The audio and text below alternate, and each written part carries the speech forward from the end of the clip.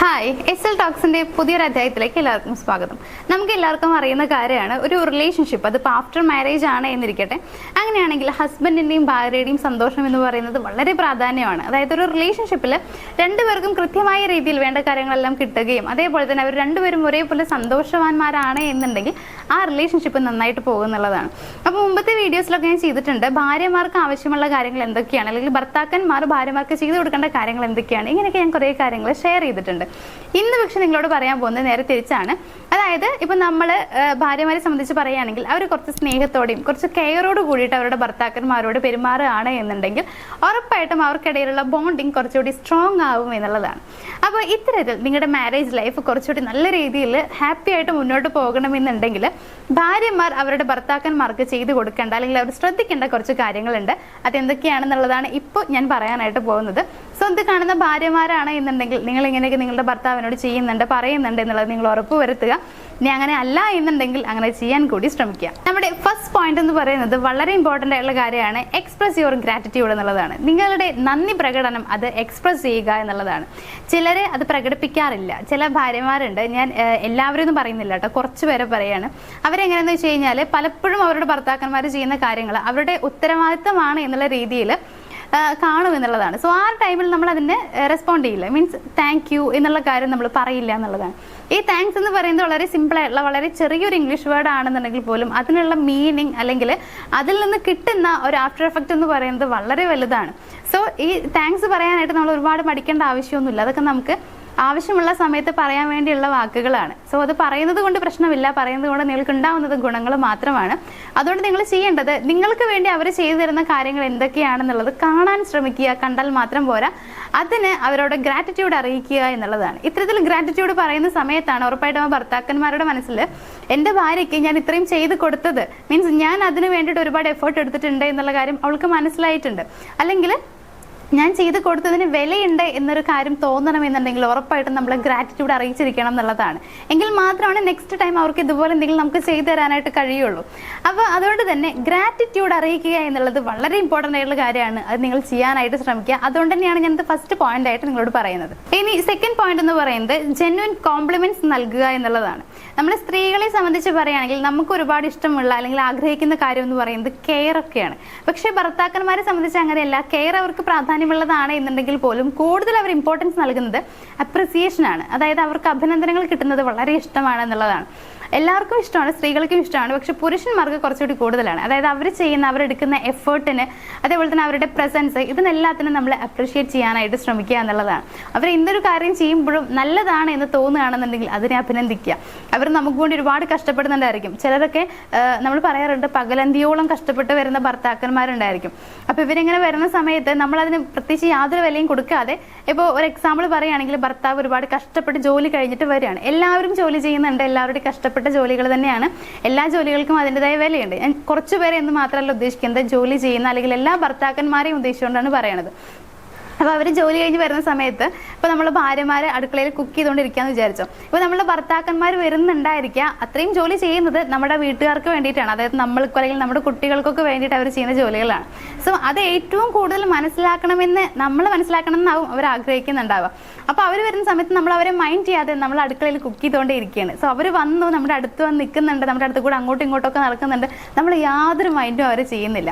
അവർക്കപ്പോൾ എങ്ങനെയായിരിക്കും അത് ഫീൽ ചെയ്യുക എന്നുള്ളത് നിങ്ങൾ ആലോചിച്ചിട്ടുണ്ടോ?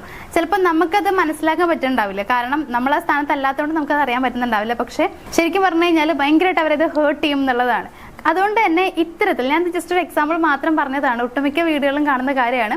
അപ്പോൾ ഇത്തരത്തിൽ അവർക്ക് യാതൊരു വിലയും ഇല്ല അല്ലെങ്കിൽ അവർ ചെയ്ത കാര്യങ്ങൾക്ക് യാതൊരു വാല്യൂയും ഇല്ല എന്നുള്ള രീതിയിൽ നിങ്ങൾ ഒരിക്കലും ബിഹേവ് ചെയ്യരുത്. അവർ ചെയ്യുന്ന കാര്യങ്ങൾക്ക് അവർ ചെയ്യുന്ന എഫേർട്ടിന് നിങ്ങൾ കൃത്യമായി വാല്യൂ കൊടുക്കുക. അത് അവരോട് പറയുകയാണെങ്കിൽ കൂടി പ്രശ്നമില്ല എന്നുള്ളതാണ്. അതായത് ഒരു അപ്രിസിയേഷൻ അവരെ അറിയിക്കാൻ ശ്രമിക്കുക. നിങ്ങൾ ഞങ്ങൾക്ക് വേണ്ടി ഇത്രയും കഷ്ടപ്പെടുന്നുണ്ട്, എനിക്കത് മനസ്സിലാകുന്നുണ്ട് എന്നുള്ള രീതിയിൽ അവരോട് സംസാരിക്കുക. അതേപോലെ തന്നെ നിങ്ങൾക്ക് എത്ര കഷ്ടപ്പാടുണ്ടെങ്കിലും ഞാൻ നിങ്ങളുടെ കൂടെ ഉണ്ട് എന്നുള്ള രീതിയിൽ അവരോട് സംസാരിക്കുക. ഇതൊക്കെ അവർക്ക് ഒരുപാട് സന്തോഷം നൽകുന്ന കാര്യങ്ങളാണ്. ഇതൊക്കെയാണ് അവർക്ക് വേണ്ടത് എന്നുള്ളതാണ്. അതായത് അവർ ആഗ്രഹിക്കുന്നത് അവരുടെ ഭാര്യമാർ അവരുടെ ബാക്ക് ബോൺ ആയിട്ട് നിൽക്കണം എന്നുള്ളതാണ്. സോ ആ രീതിയിലാവാനായിട്ട് നിങ്ങൾ ശ്രമിക്കുക. ഇനി തേർഡ് പോയിന്റ് എന്ന് പറയുന്നത് സ്വീറ്റ് വേർഡ്സ് യൂസ് ചെയ്യുക എന്നുള്ളതാണ്. അതായത് സംസാരിക്കുന്നതിൻ്റെ ഇടയിലൊക്കെ ചെറിയൊരു ഐ ലവ് യു പറയുന്നുണ്ട്, കുഴപ്പമൊന്നുമില്ല. അതുപോലെ തന്നെ യു ആർ അമേസിംഗ് എന്ന് പറയാം, I am proud of you എന്ന് പറയാം. ഇതൊന്നും വലിയ കുഴപ്പമുള്ള കാര്യങ്ങളൊന്നുമല്ല. നമ്മൾ റോട്ടിൽ കൂടെ പോകുന്ന ഒരാളടുത്തും നല്ല വിളിച്ച് പറയേണ്ടത് നമ്മളുടെ ഭർത്താക്കന്മാരുടെ അടുത്താണ്. സോ ഇങ്ങനെ പറയുന്നതുകൊണ്ട് പ്രശ്നമൊന്നുമില്ല. ഇത് കേൾക്കാൻ അവർ ആഗ്രഹിക്കുന്നുണ്ടായിരിക്കും എന്നുള്ളത്. ചിലപ്പോൾ അവരൊക്കെ നിങ്ങളോട് ഇടയ്ക്ക് ഇങ്ങോട്ട് പറയുന്നുണ്ടാവും, എനിക്ക് നിന്നെ ഒരുപാട് ഇഷ്ടമാണ്, അല്ലെങ്കിൽ നിന്നെ കാണണം ഞാൻ ആഗ്രഹിക്കുന്നുണ്ട്, നീ ഭയങ്കര അമേസിംഗ് ആണ്, നീ ബ്യൂട്ടിഫുൾ ആണ്, ഇങ്ങനെയൊക്കെ നിങ്ങളോട് പറയുന്നുണ്ടാവും. നമ്മൾ തിരിച്ച് കമാന്നൊരക്ഷരം അവരെ ഇങ്ങനെ പറയണ്ടാവില്ല എന്നുള്ളതാണ്. അങ്ങനെ ചെയ്തിട്ട് കാര്യമൊന്നുമില്ല.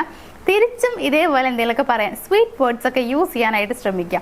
ഇടയ്ക്കൊക്കെ ഇങ്ങനെ പറയുന്നതുകൊണ്ട് ഒരു കുഴപ്പമില്ല. സോ അവരുടെ സന്തോഷത്തിന് വേണ്ടി ഇങ്ങനെയൊക്കെ അവരോട് പെരുമാറുക എന്നുള്ളതാണ്. നമ്മൾ ഇങ്ങനെയൊന്നും പറയാതിരിക്കുമ്പോഴാണ് അവരുടെ മനസ്സിൽ ഇവൾ എന്താണ് ഇങ്ങനെ, അല്ലെങ്കിൽ അവർ ആഗ്രഹിക്കുന്ന രീതിയിലൊരു ഭാര്യയല്ല നമ്മൾ എന്തൊരു തോന്നൽ വരും.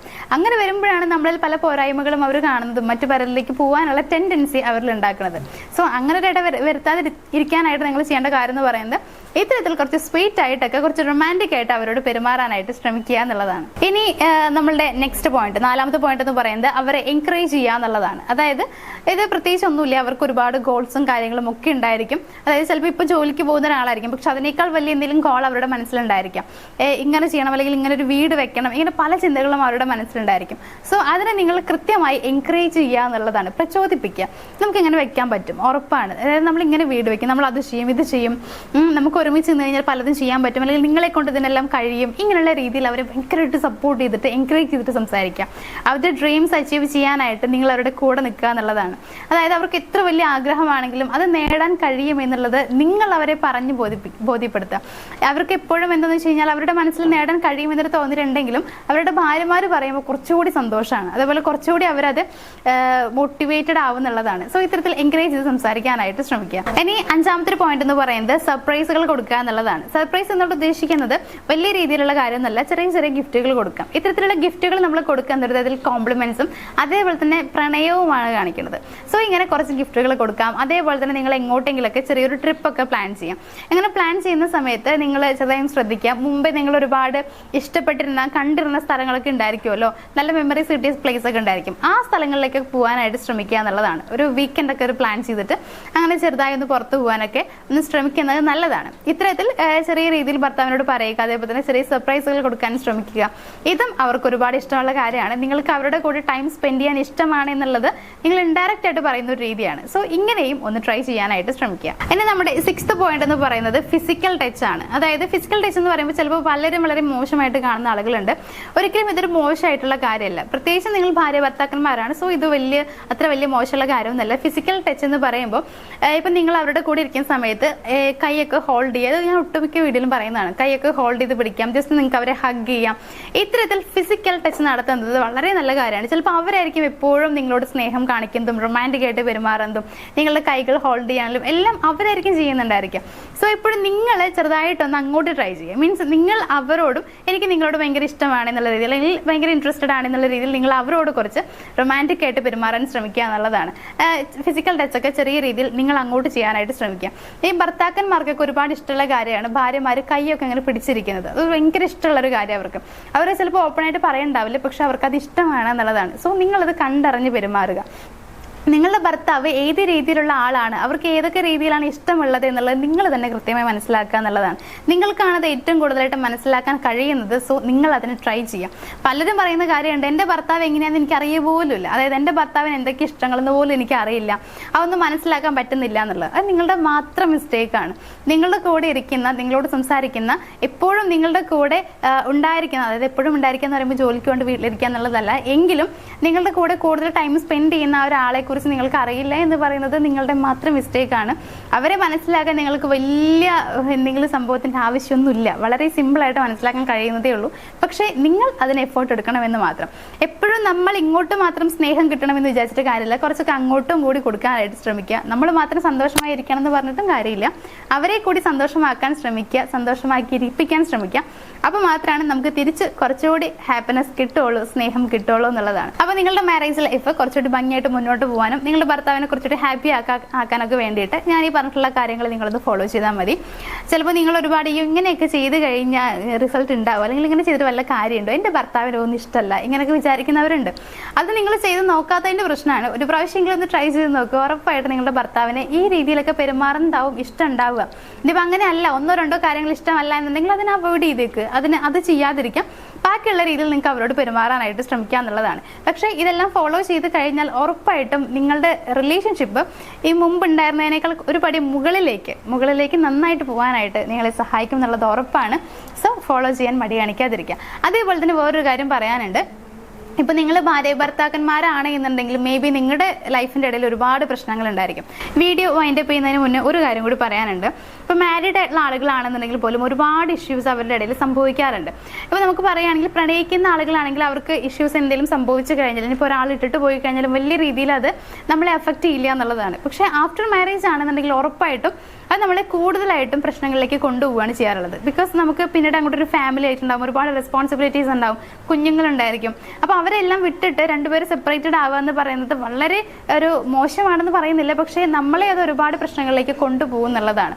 സോ അതുകൊണ്ട് തന്നെ ആ ഒരു പ്രശ്നം കൊണ്ട് ഒരുപാട് എന്ത് ചെയ്യണമെന്ന് ആലോചിച്ച് നടക്കുന്ന കുറേ പേരുണ്ട്. ഭാര്യമാരായിക്കോട്ടെ ഭർത്താക്കന്മാരായിക്കോട്ടെ കുറേ ആളുകളുണ്ട്.